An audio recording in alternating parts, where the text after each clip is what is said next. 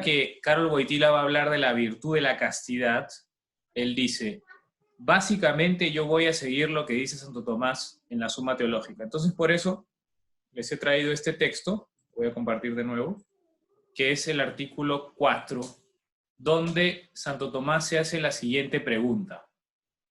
¿Es mejor la continencia que la templanza? Templanza es una virtud, una de las 4 virtudes cardenales.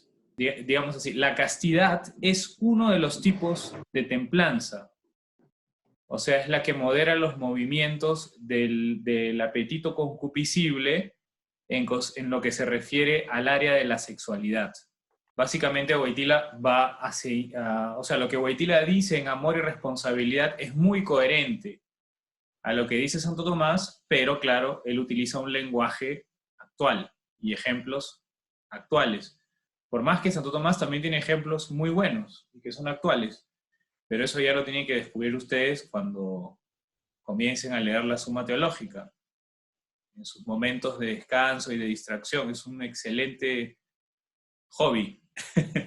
Pero bueno, entonces lo que se está preguntando aquí Santo Tomás es si la continencia es mejor que la templanza. Otro paréntesis. En el artículo primero él se ha preguntado si la continencia es virtud y se ha respondido a sí mismo. No es virtud, ¿no? Entonces vamos a ver que aquí en el artículo me parece que lo que yo quería leer no es todo el artículo en realidad, sino una de las objeciones que él presenta y cómo responde. Entonces, ¿por qué objeciones? O sea, siempre que él pone la pregunta, dice, ¿no? Objeciones, ahí viene objeción 1, objeción 2, objeción 3. Generalmente son opiniones contrarias a las que él va a defender. Como él es muy educado, siempre le da la palabra al que piensa diferente que él. Y después le responde.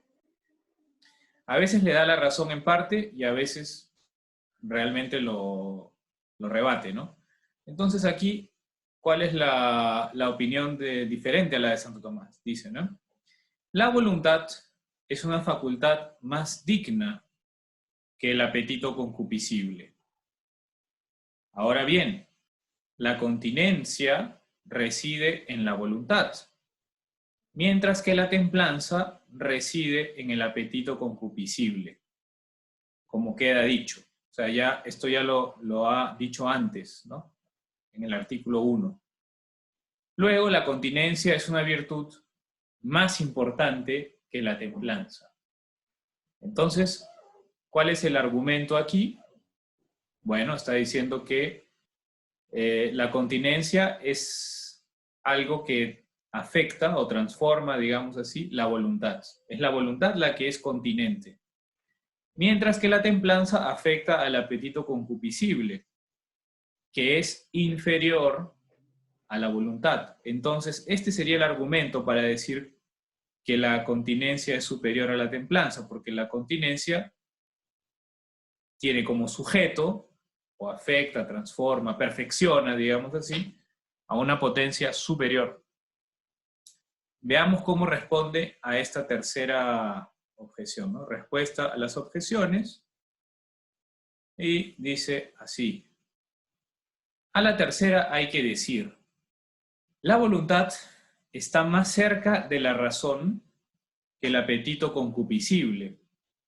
Por eso el bien de la razón, que hace laudable la virtud, es mayor, por el hecho de que llega no solo a la voluntad, sino también hasta el apetito concupiscible, como sucede en el que practica la templanza, que, si llega solo a la voluntad, como es el caso del que practica la continencia.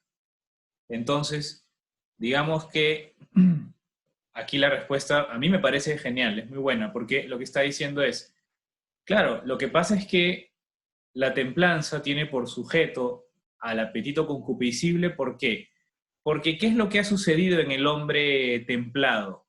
Su razón ha alcanzado, o sea, ha ido más allá de la voluntad, es decir, ya ha transformado, digamos así, ha hecho razonables los movimientos de los apetitos inferiores, o sea, su campo de irradiación ya es mayor.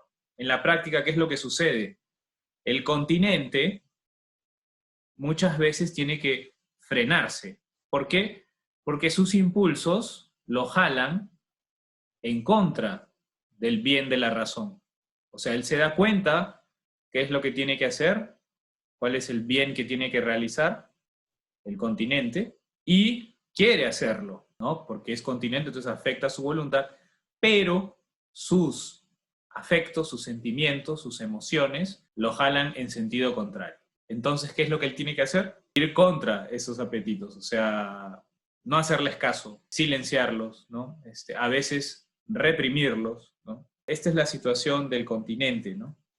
Mientras que en el caso del templado, el que tiene la virtud de la templanza, ya sus movimientos están de acuerdo con lo que la razón le muestra y con lo que él quiere, ¿no? Entonces, no sé si ustedes se acordarán en este momento esta cita de San Pablo, ¿no? En la cual él dice, mi proceder no lo comprendo, no hago el bien que quiero, sino el mal que aborrezco. Parece que estas palabras expresan la experiencia del hombre continente y a veces hasta incontinente. ¿Cuál es la diferencia entre el continente y el incontinente, digamos así?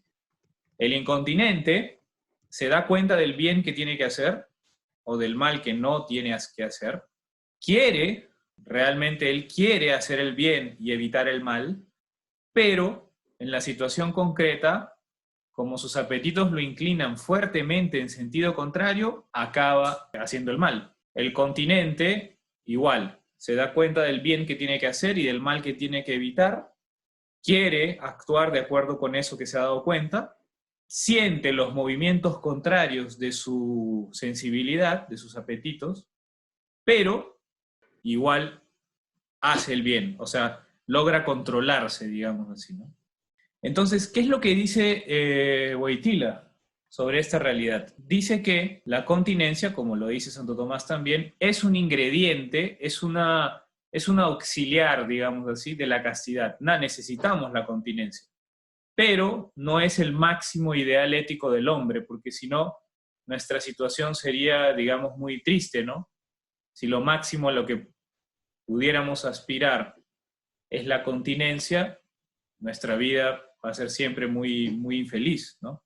Entonces, el hombre puede aspirar a la virtud, que es darse cuenta del bien, querer realizarlo y sentirse inclinado también emocionalmente a esa realización. Primero quería explicar esta palabra integración, qué es lo que significa. Integración viene de una palabra de latín, que es integer, que significa algo completo, un todo completo, compuesto de partes que se complementan armónicamente y que están jerárquicamente organizadas. Hay una integración básica en el hombre que consiste en la unidad original existente entre las potencias de su naturaleza, ¿no? Entonces, por ejemplo, la razón y la voluntad son dos potencias que están constantemente interactuando, ¿cierto? Y también existe un vínculo entre los sentidos, ¿no? Las potencias sensibles, y la razón y la voluntad también. Tanto es que todo conocimiento que nosotros tenemos, su origen está en la experiencia sensible. Entonces,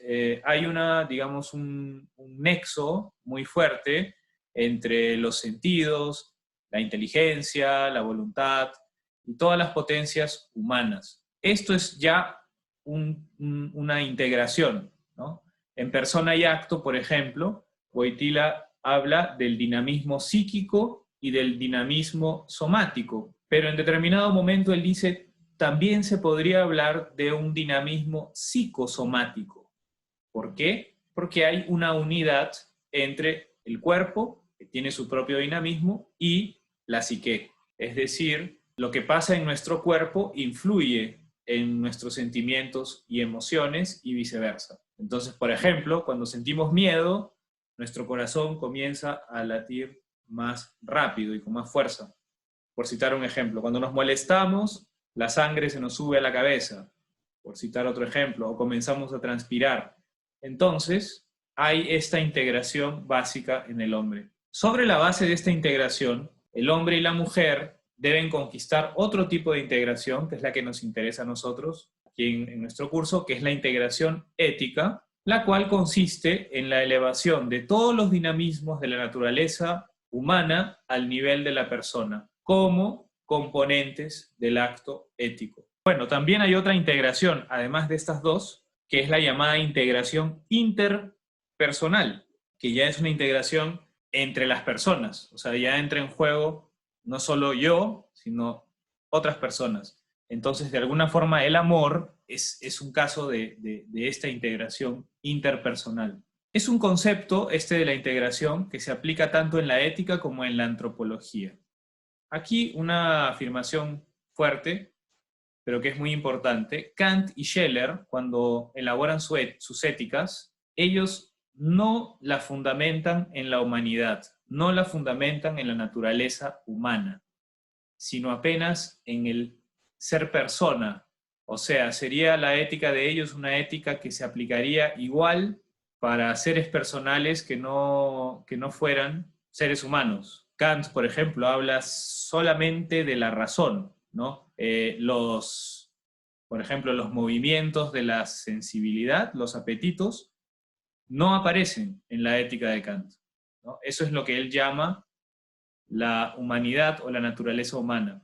Esas inclinaciones de la naturaleza humana no tienen nada que decirme con respecto a qué es lo que yo debo hacer, que en el fondo es lo que le importa a Kant. En Wojtyla, por el contrario, la ética se fundamenta en la humanidad cuando se aproxima a su objeto a partir de aquello por lo que el hombre es persona y se realiza como persona en la acción. Es decir, sí, la ética se funda en la humanidad, pero recordando en todo momento que el hombre es persona. El hombre es persona. Esta afirmación está en el centro de la antropología y de la ética de Karol Wojtyla. Un ejemplo de cómo Wojtyla se aproxima a la humanidad de esta manera positiva, hasta el punto de que le ofrece a su ética una de las vertientes, digamos así, para su fundamentación, es la interpretación que hace del impulso sexual al inicio de Amor y Responsabilidad. Allí él va a presentar tres interpretaciones diferentes del impulso sexual. Una es la interpretación puritana, que es la interpretación de Kant, es decir, una visión negativa del impulso sexual y que ve en las relaciones sexuales un mal necesario, un mal que, bueno, se permite solamente por el tema de la preservación de la especie humana, mientras que la otra interpretación, que es la interpretación libidinosa del impulso sexual, que es la que se atribuye a Freud, considera que el impulso sexual también es negativo, pero digamos que las cosas son así y el amor nada más es que una cierta sublimación de este impulso sexual en el cual los que se dejan llevar por él simplemente están buscando el máximo de placer, obtener placer usando al otro, ¿no? Entonces el amor en el fondo es una especie de sublimación de esto, pero lo que está en juego es el tema del placer. En el fondo estas dos interpretaciones, que parecen ser muy opuestas, coinciden en una visión negativa del impulso sexual y del ser humano en el fondo, ¿no? Y Wojtyla presenta una tercera interpretación, que es la interpretación religiosa, que dice que, bueno, es lo que desarrolla en todo Amor y Responsabilidad, en toda la obra, ¿no? Amor y Responsabilidad, que el impulso son este conjunto de reacciones, son reacciones a valores sexuales, y que en el fondo el valor principal con el cual se relaciona el impulso sexual es el valor de la existencia, porque si no fuera por el impulso sexual no existiría propiamente el hombre, persona. Entonces lo que él dice es, ¿quién nos ayuda a reflexionar sobre la existencia y su valor? Es la filosofía. En el fondo lo que está queriendo decir es, podemos recibir luces de otros campos del saber, pero a quien le corresponde realmente interpretar el impulso sexual es a la filosofía. Sigue aquí una visión muy clásica, Wojtyla, ¿no? Lo que está en juego aquí es la visión que se tiene del hombre, ¿no? Que es una visión realista, que es esperanzadora, y en el fondo es esperanzadora porque tiene la luz de la revelación. Eso no hay nada que hacer. No se puede hablar de la ética de Wojtyla sin hacer referencia al dato revelado. Es decir, un momento de amor y responsabilidad, Wojtyla se pregunta, pero ya, ¿por qué es que nosotros no nos amamos espontáneamente y necesitamos trabajar en nosotros mismos para poder amar de verdad? Entonces dice, la única respuesta que nos salva del pesimismo es la doctrina del pecado original. O sea, es eso. El hombre ha sido creado bueno, pero al mismo tiempo está herido. En el fondo es una doctrina que, si se la mira superficialmente, parece que es una cosa negativa, pero, en primer lugar, que ya nos trae una referencia a algo anterior, o sea, a lo que nosotros como seres humanos realmente somos. En las catequesis de la teología del cuerpo, mucho de lo que va a decir Wojtyla en la teología del cuerpo es fruto de una interpretación de eso que dice Jesús cuando los fariseos y los publicanos como que lo acorralan por el tema del divorcio y le dicen que Moisés les había dado permiso para divorciarse y Jesús les responde, no era así al principio. Entonces, parece que es una mirada, la de Jesús, sobre el hombre, que es la que Wojtyla también tiene, o procura tener, que mira al origen. O sea, ¿para qué fuimos creados en el fondo, ¿no? Obviamente que esto es enriquecido infinitamente por la obra realizada por Cristo, ¿no? De la reconciliación del hombre. Es decir, misteriosamente, nuestra situación, después de que Cristo se hizo hombre, Jesús, ¿no? En la segunda persona de la Trinidad se hace hombre, habiendo asumido nuestra humanidad, pasa por la pasión, muerte, resurrección y lo que acabamos de celebrar, la ascensión. ¿Qué significa la ascensión? Que nuestra humanidad ha entrado al cielo. Todo esto está implicado cuando yo digo doctrina del pecado original, implícitamente, ¿no? Si yo profundizo en esta doctrina, va a ser fuente de esperanza, es lo que quiere decir Wojtyla en Amor y Responsabilidad cuando dice que nos salva del pesimismo sobre el hombre. Después, la clase pasada nosotros hablamos del análisis psicológico del amor, y yo quería recordar que al final del análisis psicológico, en el cual el tema principal es la vivencia que se tiene del amor, o sea, no es algo frío, puramente racional, sino que yo me siento realmente implicado, envuelto, ¿no? Por este amor. ¿Cuál es la conclusión de este análisis de la vivencia? Que es necesario un análisis ético del amor, que no basta el análisis metafísico y el análisis psicológico, hay que analizar el amor desde el punto de vista ético. No puede haber, dice Wojtyła, no puede haber en el amor plenitud psicológica sin plenitud moral. En el amor, lo vivenciado debe subordinarse a la virtud, bajo pena de no ser plenamente vivido. Entonces lo que está diciendo es, mira, es cierto que es importante, ¿no? Sentir el amor, sentirlo. Al final del análisis metafísico también, Wojtyla hace la comparación entre simpatía y amistad. Entonces dice, lo normal es que entre dos personas de sexo diferente, lo primero que aparece es la simpatía. Ahora, si la relación se queda en ese nivel, difícilmente ellos podrán ser de verdad una pareja, ¿no? Es necesario que a partir de la simpatía ellos se vuelvan amigos, ¿no? Amistad.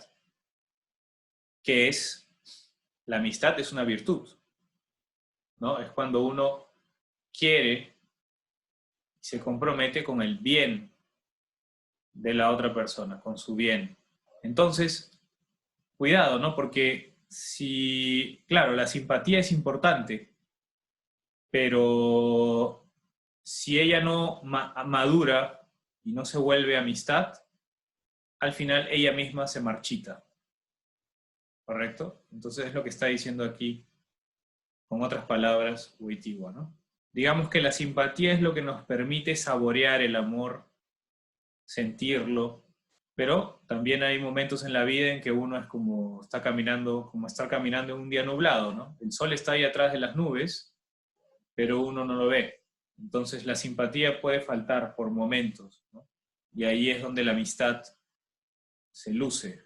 Aquí una afirmación importante también, ¿no? Y esta es una afirmación que no es de Wojtyła, es mía. Es un pedacito que saqué de mi tesis. Y dice, ¿no? Sin una adecuada teoría de la integración, el dinamismo psicosomático del hombre no encuentra un lugar en la ética. Es relegado a un tipo de antropología que no capta el ser personal del hombre. Es una pequeña frase que evidencia que aquí está en juego qué visión del hombre se tiene. Los empiristas, Hume, por ejemplo, equipararon fenómenos del mundo animal con fenómenos que son propios del mundo de las personas, que tienen un profundo significado ético. Simplemente él decía, por ejemplo, ¿no? El parricidio es lo mismo. O sea, es lo mismo. Cuando un hombre mata a su padre, es lo mismo que cuando un animal mata a su no se dice padre, ¿no? ¿Cómo se dice? Su progenitor. No sé cómo se dice en el mundo animal. Bueno, digamos que es padre, pero son fenómenos iguales. La única diferencia es que el hombre se siente culpable. La diferencia está a nivel de un sentimiento, pero no es porque esté mal. Perciban, ¿no? Como la distorsión que se da, ¿no? Cuando es totalmente diferente, porque, digamos, ¿cómo interpretas esos dos actos de la misma forma, siendo que el hombre es persona, ¿no? Y así, imagínense tantos otros fenómenos que, bueno, si tú los ves superficialmente, parece que es lo mismo lo que sucede entre hombres y entre animales. Pero eso es porque justamente se ha perdido de vista que el hombre es persona. Eso es lo que resta, ese es el tipo de antropología que resta si uno no integra los sentimientos, las emociones, los impulsos dentro de una teoría de la integración, o sea, de una teoría que básicamente contemple dentro de la ética cómo es que los sentimientos, las emociones, son parte también del actuar del hombre como persona. Entonces, si yo digo, oye, olvídate de los impulsos, de los sentimientos, de las emociones, olvídate de eso. O sea, la ética en el fondo es, ¿cuál es tu deber? Y listo. ¿A dónde van a parar todos estos elementos que son también de la humanidad, pero que no son, digamos así, directamente personales o racionales? Bueno, los pones ahí en un tratado de antropología, que es un capítulo más del tratado del reino animal. O sea, el hombre es un animal más, solo que un animal un poco más complejo, digamos.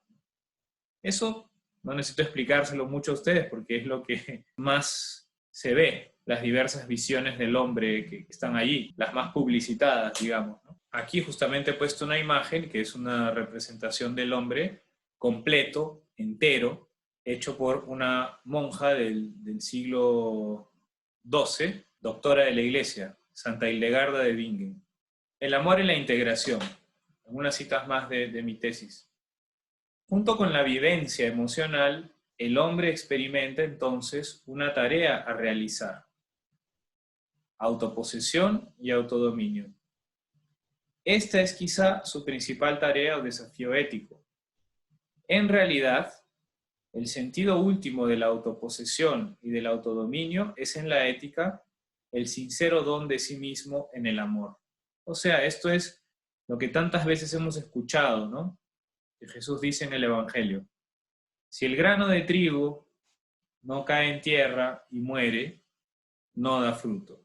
¿Qué quiere decir esto? Quiere decir que las personas, para madurar, necesitan vivir la entrega, el don de sí a los demás. Entonces, esta autoposesión, este autodominio, o sea, ser señor de mí mismo, ser libre, responsable de verdad, digamos que paradójicamente se realiza cuando yo me entrego. Quien decía esto, me acuerdo en un video muy bonito, era la Madre Teresa de Calcuta, ¿no? Decía, nunca algo es tan tuyo como cuando lo das. Porque una vez que lo das, nadie te lo puede quitar. Me dejó pensando esta idea de la Madre Teresa. La desintegración es definida por Wojtyła en Persona y Acto como una deficiencia en las estructuras personales de autodominio y autoposesión. O sea, ¿qué cosa es la desintegración? No me poseo a mí mismo, no soy señor de mí mismo, ¿no?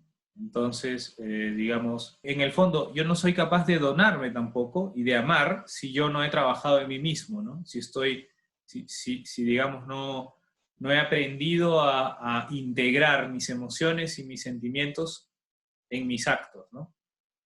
En Amor y Responsabilidad ha mostrado cómo las formas de amor desintegrado son precisamente una consecuencia y una manifestación de la desintegración de los cónyuges a un nivel personal.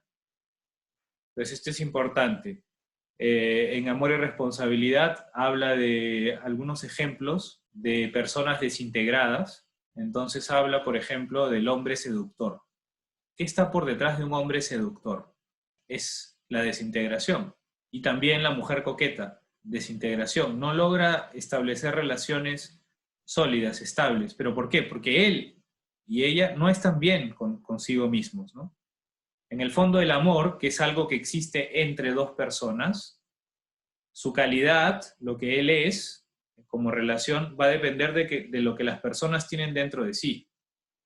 Entonces, si yo no estoy bien, si yo no trabajo por la virtud, va a ser muy difícil que yo ame y me entregue a otra persona. Es muy básico esto, ¿no? Si yo no me poseo, ¿cómo me voy a dar? La integración y la trascendencia. ¿Por qué he puesto esta palabrita de trascendencia? ¿Qué entiende Wojtyla por trascendencia? Esto de lo que hemos venido hablando, ¿no? Cuando yo tomo una decisión, esta capacidad que yo tengo como persona de decidir. Es decir, hay varios elementos que atraen mi atención, que ejercen sobre mí valores, ¿no? Que ejercen sobre mí una cierta atracción. Y yo no es que sea un simple juguete o sea, de estas fuerzas, ¿no? Que compiten en mi corazón, sino que yo realmente tengo un espacio interior que me permite evaluar y tomar una decisión. Y esa decisión, esa elección, que deriva de la decisión también, manifiestan que yo soy capaz de trascender todas estas situaciones que ejercen sobre mí una determinada atracción. Yo, es decir, hay un momento en el que doy un salto. Digo, ya, está todo esto aquí, este me está llamando por aquí, este otro me llama por acá. Bueno, yo voy a hacer esto porque he descubierto que eso es lo que yo debo hacer. Entonces, este es el momento de la trascendencia. Lo que pasa es que nosotros, como personas humanas que somos, digamos que no somos pura trascendencia, porque tenemos también sentimientos, emociones, impulsos. ¿Y qué sucede con todo eso cuando yo tomo una decisión?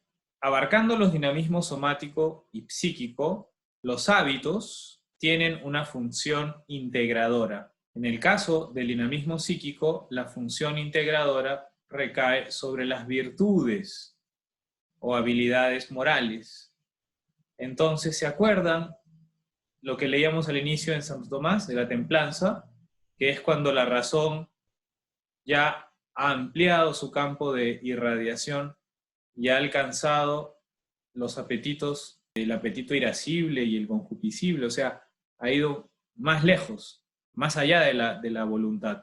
Entonces, ¿qué es lo que ha pasado con esta persona, con el hombre virtuoso? Cuando él trasciende, no trasciende solo con su razón y con su voluntad, sino que en ese movimiento hacia el valor lo acompaña toda su humanidad.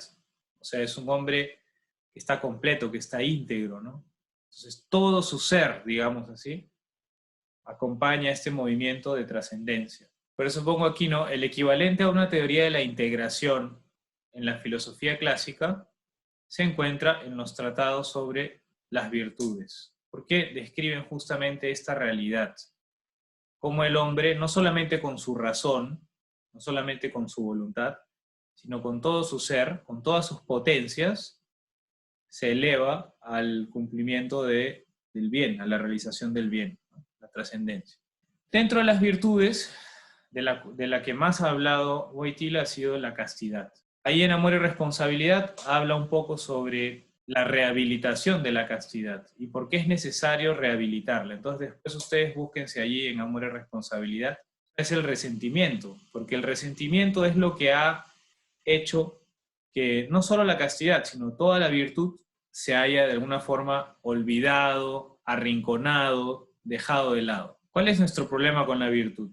Entonces, Scheller, y Wojtyla se inspira en Scheller, dice que hay un problema de resentimiento. Es un sentimiento el resentimiento, de rechazo a algo, pero ¿por qué lo rechazamos? Porque sentimos que hemos fracasado en la realización de ello. No lo hemos alcanzado, está más allá de las fuerzas que descubrimos en nosotros. Entonces, ¿qué hacemos? Comenzamos a difamar esa realidad, decir que es mala. El resentimiento tiene un origen, digamos, en la voluntad, una cierta debilidad de la voluntad para realizar algo, que me lleva, y ahí viene la maldad del resentimiento, a distorsionar la realidad, a decir que ese algo que yo no logro realizar es en realidad malo. Y me convenzo y argumento y uso todo tipo de artificio para, digamos, distorsionar la realidad de las cosas. Entonces, dice Wojtyla, en ningún otro caso como en el caso de la castidad ha sucedido esto, ¿no? Ha sido la virtud que más,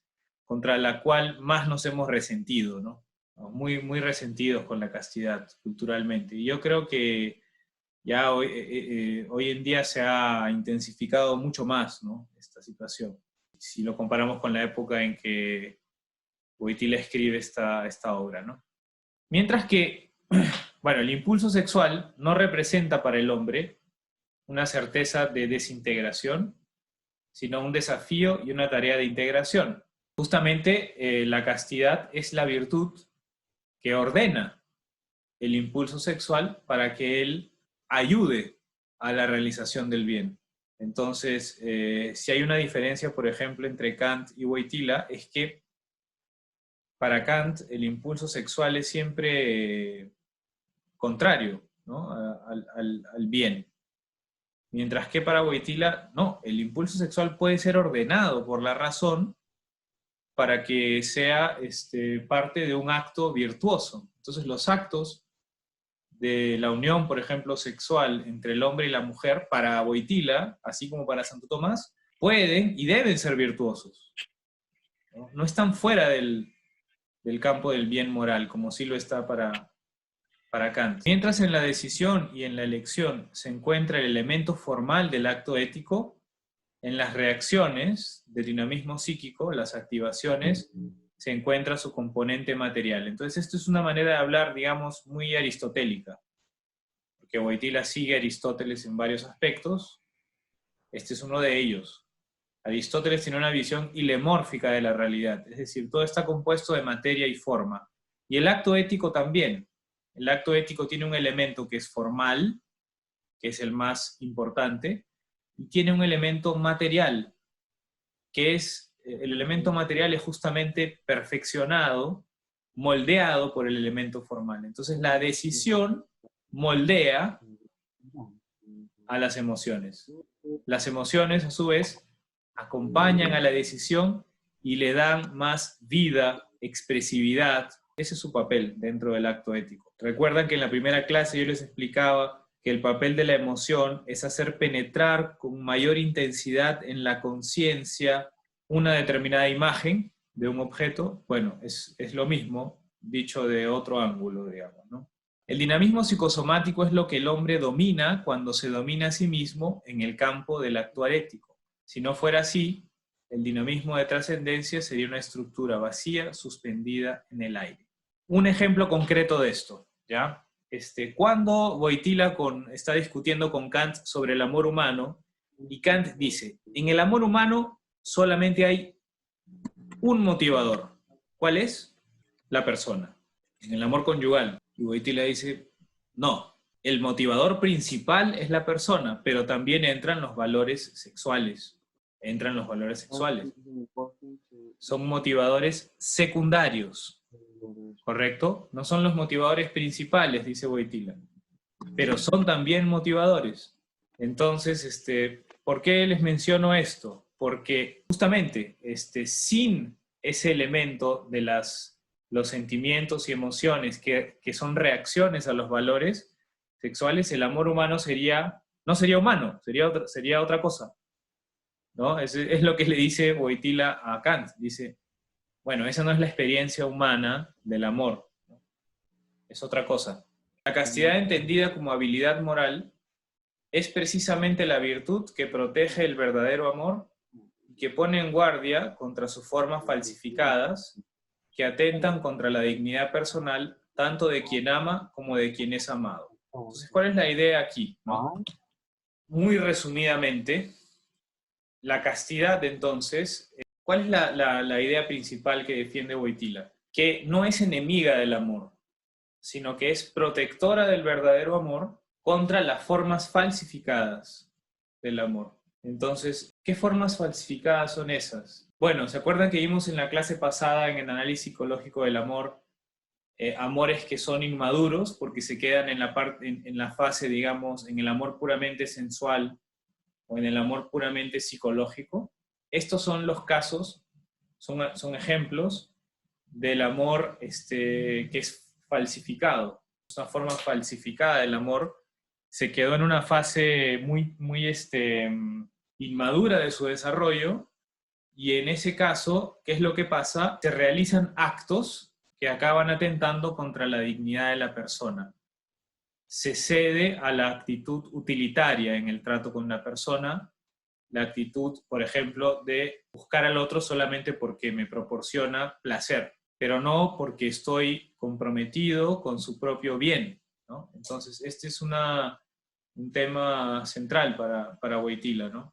La castidad es lo que me va a ayudar, porque como es la moderación del impulso sexual de acuerdo con el bien de la razón, yo siempre, en todos los actos que realice, siempre voy a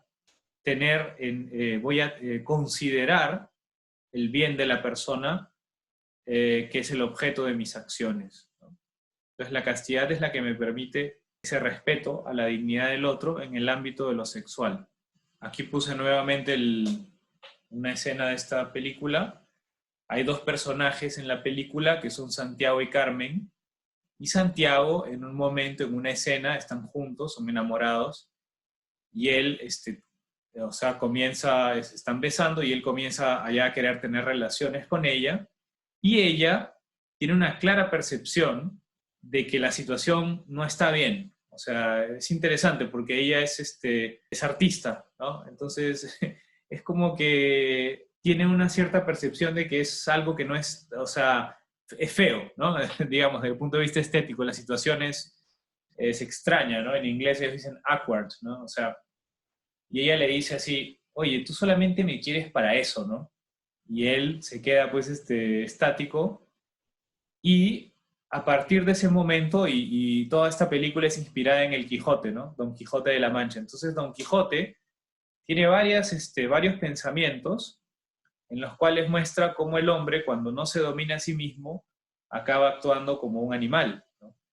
Entonces, en el fondo, este personaje de Santiago pasa a tener esta percepción, o sea, de cómo él estaba siendo muy impulsivo, se estaba dejando llevar por sus impulsos y no estaba siendo respetuoso con Carmen, ¿no? La estaba usando.